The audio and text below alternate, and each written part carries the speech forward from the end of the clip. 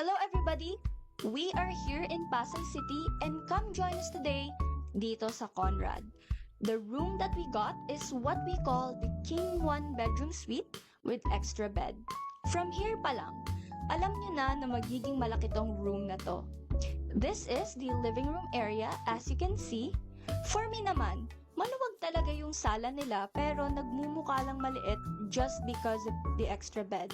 Yung inonote ko rin dito na yung bedroom and living room are separated, which provides you extra privacy.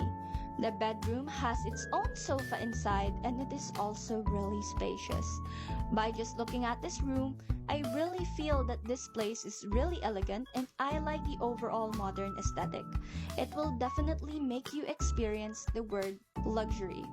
Yung nagustuhan rin namin sa room na to is malaki yung bathroom nila and meron na rin kasamang walk-in closet. It does take you a few steps bago kayo makapasok sa CR kasi ganun siya kalaki. Gusto ko rin banggitin dito na ang laki ng bathtub and nakahiwalay pa siya from the shower while the toilet is on the opposite side. Tapos for each side, malawak rin pareho which got me thinking na if super close naman kayo ng kasama nyo, pwede kayong magsabay sa CR since you both get the privacy that you need.